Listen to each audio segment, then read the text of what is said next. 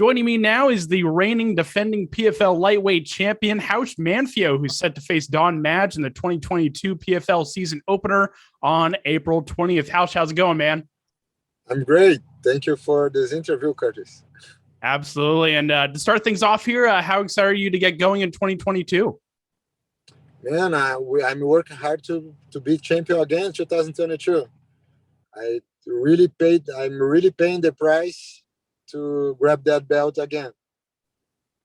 Awesome, man. And take me through those moments as your hand was being raised in the middle of the cage back at the PFL championships when you won the title. What was going through your mind at that moment, and what were those moments like afterwards? I think my favorite moment was when I almost fight my friend at a shoot, and they canceled the fight and rescheduled me in 2 weeks to fight Anthony Pettis. That moment was special because none of us want to fight each other. And then Anthony Pettis feel bad after the weighting cut, and he would not be able to fight the other night. Then they need a fight opponent, and I was there like, please, choose me. And this was my favorite moment. And also my fight against him is my favorite because, Anthony Pettis. So until that day, I was an unknown fighter. But after put that win, I told even my dad was in the corner, man, we beat Anthony Pettis. So now we grow up. So it was a special moment. Of course, the final is life-changing moment, special. But my fight against Anthony Pettis, like after that fight, I knew I would never be the same again. Yeah, definitely, man. And talking about your fight with Loik Radzhabov at the championships, did anything about that fight surprise you at all? Obviously, it was a back and forth war from start to finish. Was it what you expected from him? I expected from him exactly what he shows. A super tough guy who doesn't matter what, doesn't quit. In the 50th round, I was very surprised because in the 4th round, I think I scored a 10-8, and I really like push him, and man, I score points in everywhere. Like I punch him in the body, in the face, and I kick him, and I was like a 10-8. I really punched that guy in the 4th round. In the 5th round, he come in the very first minute strong again. So I was like, who is this guy? Yeah. So, but after the first minute, he dropped, like his stamina go down again, and then I grow again.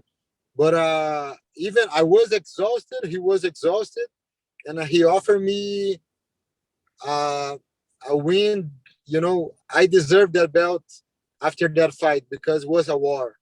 I like to rewatch that fight, and I was like, man, this guy is like a tremendous warrior, and because of him, that fight was memorable. Yeah, definitely, man. And how did you spend the $1 million grand prize? Oh, very first, I bought this car.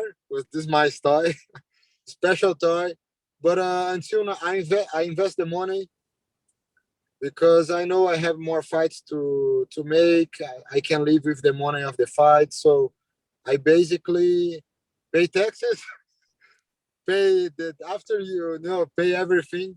It's not a million anymore. It's like a half of the price. And but I invest the money because I want to fight a lot more. So if I put the money invest like in 15 years, I will be retired, doesn't matter what. So I invest. Definitely. What kind of car did you get? I bought a G70, a Genesis. Oh, nice. Very cool. Very cool. And I customize. I put my logo. I see War Horse. It's really cool now. That's awesome, man. And let's talk a little bit about your upcoming opponent, Madge. Obviously, a really tough guy, former UFC fighter. What are your thoughts on his skill set and just the matchup overall? I think this fight's gonna end in the first round. I really want to push him because I saw he liked to be comfortable and find his time. Every minute he got a little bit better. So I will try break this time, Really good jiu-jitsu he has, good striker. I think I am more athletical, so I need to put my rhythm and try knock this guy out as soon as possible. No more victories by points. I wanna guarantee my spot on the playoffs in the very first fight. Yeah, So because you've always been a guy that likes to push the pace. So do you feel like this matchup specifically really favors you in that respect? it's not favorites. Every fight is different, you know. We are creating the strategy for I when I be there, I be the war horse and push him and make him pay every try. If he try the takedowns, I'm ready. If he try to make jiu-jitsu, I'm ready. But I think this fight is gonna be we're gonna strike each other more, basically. And I think I have more power in the hands and I am more explosive in the kicks, in the hands, and this is gonna make the difference, in my opinion. But like every fight is different. I'm ready to fight to make a war 3 rounds. I'm really well prepared. But I want to, you know, step in the gas and just stop when the referee asks me to pull out. So that's my goal. Definitely, man. And how excited are you to be the main event to get the season started? I mean, I'm super excited. It was really special when I saw the news and I saw I was the main event. You know, it's a lifetime work, and this last year make you worried every single minute when I was, you know, living in Rio de Janeiro in a poor place and training with really good guys, but they was whooping me every single training, and I was, you know, resilience is the key for every single fighter to be a champion because it's difficult for we all. So I can't let you like tell you, no, this fight's gonna be easy. I'm gonna be there and not this guy out in the very first minute. Amen. But I know it's never is like that.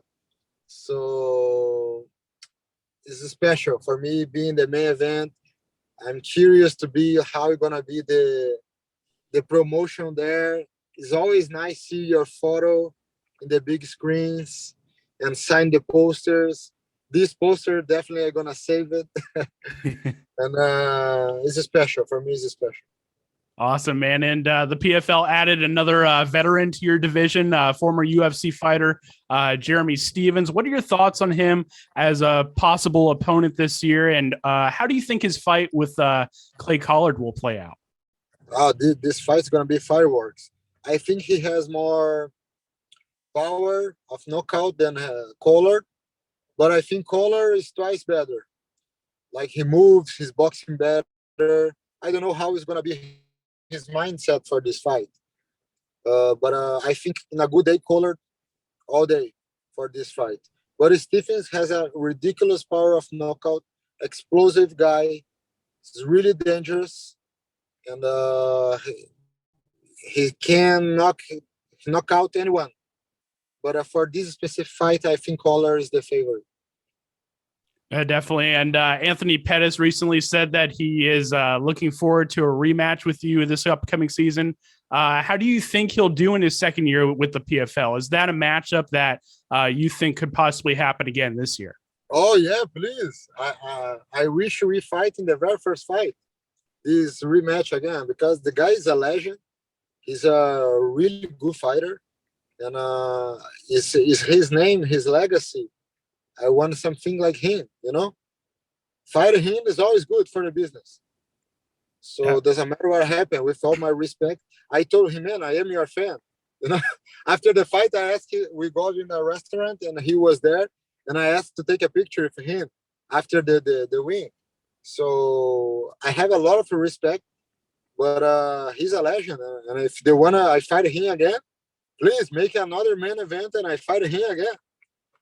I want this fight. I want this fight. I'm not concerned how good he are. I'm looking for the prize in the victory, not how because everybody is difficult. Don't Madge is difficult. Jeremy Stephens difficult. Have no easy opponents. But Anthony Pettis giving me the big reward, and I wanted the biggest reward.